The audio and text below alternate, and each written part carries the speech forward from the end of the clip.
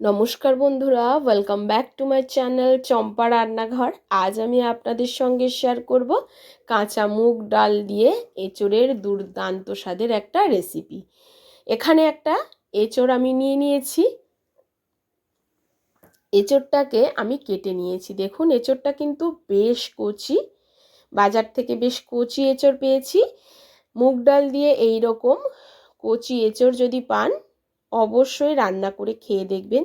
খেতে লাগে একদম অমৃতের মতো, মাছ মাংসের স্বাদকেও হার মানায় এই এঁচোড়ের রেসিপি। এখন এই এঁচোড়টাকে আমি সেদ্ধ করে নেব। আপনারা চাইলে কড়াতে সেদ্ধ করতে পারেন, তবে এখন গ্যাসের যা সংকট, তার জন্য আমি এটাকে প্রেশার কুকারে সেদ্ধ করে নিচ্ছি। প্রেশার কুকারের মধ্যে প্রথমে এঁচোড়ের টুকরোগুলোকে দিয়ে দিলাম। দিয়ে দিচ্ছি পরিমাণ মতো লবণ, দিয়ে দেবো একটু হলুদ গুঁড়ো, দিয়ে দিচ্ছি একটা তেজপাতা আর দুটো এলাচ। এবারে পরিমাণ অনুযায়ী জল দেবো। যতটা এঁচোড় আছে ঠিক ততটাই মাপ করে জলটা দেবো। এর থেকে এঁচোড়টা প্রেশার কুকারের যতটা রয়েছে ঠিক ততটাই জল দিয়ে দিয়েছি, এর থেকে বেশি জল আমি দেব না। এবারে খুব ভালো করে জলটাকে মিশিয়ে নিয়ে ঢাকনাটা দিয়ে দেব। দিয়ে মাত্র দুটো সিটি দিয়ে নেব। দুটো সিটিতেই কিন্তু খুব সুন্দরভাবে এঁচোড়টা সেদ্ধ হয়ে যাবে, গলবেও না, একটু শক্ত শক্ত থাকবে। এখন এটাকে প্রেশারে রেখে দিয়ে আমি চলে যাচ্ছি পরের স্টেপে। কড়াটা বসিয়ে নিয়েছি, আর কড়ার মধ্যে প্রথমে আমি মুগ ডালগুলোকে ভেজে নেব। এখানে 1 কাপ মতো মুগ ডাল আমি ব্যবহার করেছি, অর্থাৎ 50 গ্রাম। মুগ ডালটাকে ভালো করে ভাজতে হবে, যাতে পুড়ে ধরে লেগে না যায়। একটু লালচে করে ভেজে নিতে হবে। প্লিজ বন্ধুরা, প্রথম থেকে শেষ পর্যন্ত ভিডিওটি দেখবেন আমি কোন পদ্ধতিতে এই এঁচোড়টা রান্না করছি, তাহলেই কিন্তু আপনারা খুব ভালো এই এঁচোড়ের তরকারিটা রান্না করতে পারবেন। এখন মুগ ডালটাকে আমি কড়া থেকে নামিয়ে নিয়ে দিয়ে দিয়েছি কড়াতে তেল। এঁচোড়ের মধ্যে আমি কিছু আলু ব্যবহার করব, তার জন্যে আমি তেলের মধ্যে প্রথমে আলুগুলোকে ভেজে নিচ্ছি। দেখুন, আলুগুলোকে একদম এঁচোড় যেরকম সাইজের করে কেটেছি সেই রকম আলুগুলোও কেটে নিয়েছি। এখন অল্প হলুদ আর লবণ দিয়ে আলুগুলোকে হালকা লালচে রং ধরিয়ে ভেজে নেব। বন্ধুরা, প্রত্যেকটা স্টেপ ফলো করলে কিন্তু আপনারা বুঝতে পারবেন আমি কোন মশলার পর কি মশলা ব্যবহার করেছি। তাহলেই কিন্তু আমি যেরকম রান্না করেছি তার স্বাদও আপনাদের ঠিক তেমনই হবে। এখন আলুগুলো ভাজা হয়ে গেছে, আমি তুলে নিচ্ছি। এখন যে তেল আছে সেই তেলের মধ্যে এবারে এঁচোড়গুলোকে ভেজে নেব। একদম এঁচোড়গুলো কিন্তু প্রপার সেদ্ধ হয়ে গেছে, টিপলে বুঝতে পারবেন গলে যাবে, কিন্তু এই রকম শক্ত শক্ত থাকবে। এই রকম সেদ্ধ হলে এগুলোকে ভাজতে বা তরকারিতে কষতে ভালো হয়, সুবিধা হয়। এখন এঁচোড়গুলোকেও একটু হালকা লালচে করে ভেজে নেব। এঁচোড় সেদ্ধ করার সময় হলুদ লবণ দেওয়া ছিল বলে আমি এখানে আর হলুদ লবণটা ব্যবহার করিনি। আর নাড়াচাড়া করতে করতে এঁচোড়টাও ভাজা হয়ে গেছে। এখন এঁচোড়টাকে কড়া থেকে তুলে নেব। চলে যাব পরের প্রসেসে। কড়ার মধ্যে আবারও একটু তেল দিয়ে দিচ্ছি পরিমাণ অনুযায়ী।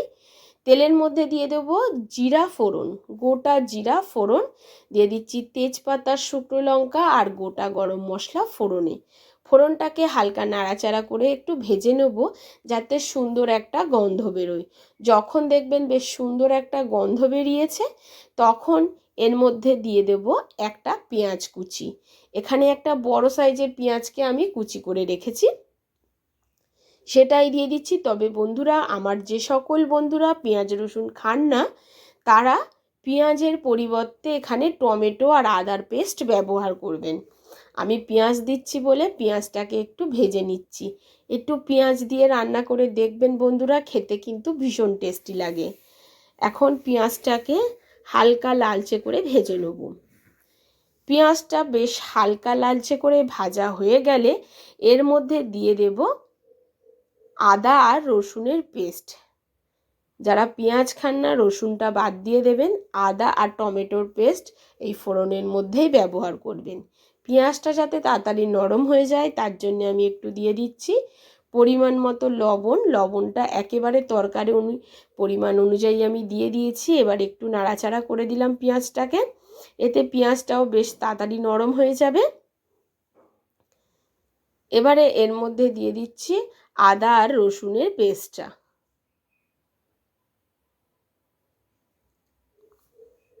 আদা রসুনের পেস্টটা দিয়ে দেওয়ার পরে এটাকেও খুব ভালো করে কষাতে থাকবো। এটা কষাতে কষাতে আদা রসুনের কাঁচা গন্ধটা চলে গেলে যখন তেল ছাড়তে শুরু করবে মশলা দিয়ে, তখন এর মধ্যে দিয়ে দেব দুটো ছোট সাইজের টমেটোকে আমি পেস্ট করে রেখেছি, সেই টমেটো পেস্টটা এর মধ্যে দিয়ে দেবো। এখানে অবশ্যই টমেটো বাটাটাই ব্যবহার করবেন। এবার টমেটোটাকেও খুব ভালো করে নাড়াচাড়া করে কষিয়ে নেব যতক্ষণ না টমেটো থেকে তেল ছেড়ে দেয়, মশলাটা থেকে তেল ছেড়ে দেয় ততক্ষণ এটাকে কষাবো। কিছুক্ষণ কষানোর পরে দেখবেন মশলাটা বেশ কষে গিয়ে তেল ছাড়তে শুরু হয়েছে, তখন এর মধ্যে কিছু গুঁড়ো মশলা অ্যাড করব। দিয়ে দেব 1 চামচ জিরা গুঁড়ো, 1 চামচ ধনিয়া গুঁড়ো, এখানে আমি ঝাল লঙ্কার গুঁড়ো ব্যবহার করেছি, আর পরিমাণ মতো হলুদ গুঁড়ো দিয়েছি। আপনারা চাইলে কাশ্মীরি লঙ্কার গুঁড়ো ব্যবহার করতে পারেন, তবে বন্ধুরা আজকের আমি কাশ্মীরি লঙ্কার গুঁড়োটা ব্যবহার করিনি, ঝাল লঙ্কার গুঁড়োটা ব্যবহার করেছি। এবার গুঁড়ো মশলাটাকে দিয়ে এই পেঁয়াজ, আদা, রসুন, টমেটো পেস্ট সব কিছুর সঙ্গে খুব ভালো করে একটু কষিয়ে নিচ্ছি। একটু কষানোর পরে দেখবেন বেশ তেল ছাড়তে শুরু করেছে, তখন দিয়ে দিতে হবে ভেজে রাখা মুগ ডালটা। মুগ ডালটাকে আমি ভেজে নেওয়ার পরে ধুয়ে নিয়েছি, সেটাকেই আমি মশলার মধ্যে দিয়ে দিলাম। এবার মুগ ডালটা দিয়ে খুব ভালো করে কষাতে হবে বন্ধুরা। দেখবেন প্রথমে একটু মুগ ডালটা কষানোর সময় জল ছাড়তে শুরু করবে, তারপরে কিন্তু বেশ মুগ ডালটা মশলার সঙ্গে কষে যাবে। এইভাবে একবার এঁচোড়টা রান্না করে দেখুন বন্ধুরা, আমার মনে হয় এইভাবে মুগ ডাল দিয়ে আপনারা কখনো এঁচোড় রান্না করে খাননি। এখন দেখুন মশলাটা কিন্তু বেশ কষে গেছে, এর মধ্যে এবারে দিয়ে দেবো ভেজে রাখা আলু আর এঁচোড়গুলো। এবার আলু আর এঁচোড়ের সঙ্গে মশলা আর মুগ ডালটাকে খুব ভালো করে কষাতে হবে। একটু সময় নিয়ে কষাতে হবে মিডিয়াম ফ্লেমে, হাই ফ্লেম করলে কিন্তু পুড়ে যাবে। একটু সময় নিয়ে কষালে দেখবেন আস্তে আস্তে তরকারির টেস্টটাও কিন্তু বন্ধুরা সুন্দর আসে। এখন দেখুন বেশ সুন্দর করে কষানো হয়ে গেছে। আমার এই ছোট্ট চ্যানেলে বন্ধুরা আপনাদের সাপোর্ট আর সাহায্যের খুবই প্রয়োজন, প্লিজ পাশে থাকবেন আর আমাকে সাপোর্ট করবেন। এখন দেখুন বেশ সুন্দরভাবে কষে গেছে, এর মধ্যে এবারে দিয়ে দিচ্ছি পরিমাণ অনুযায়ী জল। জলটা বুঝে দেবেন, তাতে কিন্তু ডালটা যাতে না গলে যায়, ডালটা কিন্তু একটু গোটা গোটা থাকবে। আর এখানে আমি উষ্ণ গরম জল ব্যবহার করলাম, আপনারাও এখানে উষ্ণ গরম জলটাই ব্যবহার করবেন, তাতে তরকারির টেস্টটা আরও সুন্দর আসবে। দেখতে যতটা তরকারিটা সুন্দর হবে, খেতেও ভীষণ টেস্টি হবে বন্ধুরা। এখনই দেখুন কালারটা কতটা সুন্দর এসছে। এবারে খুব ভালো করে জলের সঙ্গে মিশিয়ে এটাকে আমি এবারে ঢাকা চাপা দিয়ে রেখে দিচ্ছি।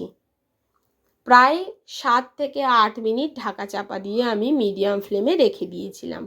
8 মিনিট পর ঢাকনাটা খুলে নিচ্ছি, আর দেখুন উপর দিয়ে তেল ভাসতে শুরু করেছে, আর কত সুন্দর এঁচোড়টা রান্না হয়ে গেছে। এখন একটুখানি আপনাদেরকে দেখাচ্ছি, চেপে দেখাবো। দেখুন এঁচোড় কিন্তু একেবারে সেদ্ধ বন্ধুরা, পুরো গলে গেছে, আপনারা না দেখলে বুঝতে পারবেন না। আর ডাল দেখুন হাতে টিপলেই কিন্তু একদম গলে যাচ্ছে, এর থেকে বেশি কিন্তু ডাল আর সেদ্ধ হবে না।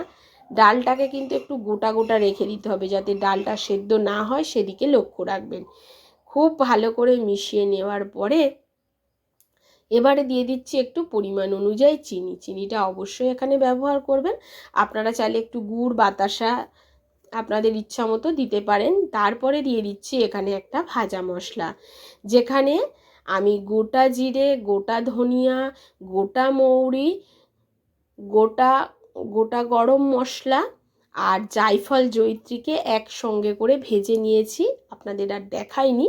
সেই মশলাটাকে গুঁড়ো করে নিয়েছি, সেই গুঁড়ো মশলাটাই এখানে ব্যবহার করলাম। এতে যেমন আসবে স্বাদ, তেমন হবে দুর্দান্ত টেস্টি বন্ধুরা। একদম একটা স্পেশাল মশলা বন্ধুরা, সব রকম নিরামিষে এটা ব্যবহার করা যায়। এবারে দিয়ে দিচ্ছি ওপর দিয়ে একটু ধনেপাতা কুচি। এখন আমাদের এঁচোড়ের রেসিপিটি একেবারে রেডি হয়ে গেছে। আর এই স্পেশাল গুঁড়ো মশলাটার রেসিপি যদি আপনারা দেখতে চান অবশ্যই আমাকে কমেন্ট করে জানাবেন, আমি দেখিয়ে দেবো। এবারে বন্ধুরা এটাকে আমি সার্ভ করে দেখাবো যে কেমন হলো। আশা করি বুঝতেই পারছেন কতটা সুন্দর দেখতে হয়েছে, ততটাই টেস্টি ছিল বন্ধুরা। গরম ভাতে জাস্ট জমে যাবে এইভাবে এঁচোড় রান্না করলে। তাহলে আমার আজকের রেসিপি আপনাদের কেমন লাগলো অবশ্যই কমেন্ট করে জানাবেন। নমস্কার বন্ধুরা, সুস্থ থাকবেন আর ভালো থাকবেন। অবশ্যই লাস্টে যে স্পেশাল মশলাটা ব্যবহার করলাম সেটা যদি আপনারা দেখতে চান কিভাবে মশলাটা বানিয়েছি অবশ্যই আমাকে কমেন্ট করবেন। আজ এই পর্যন্ত, আবারও দেখা হবে অন্য কোনো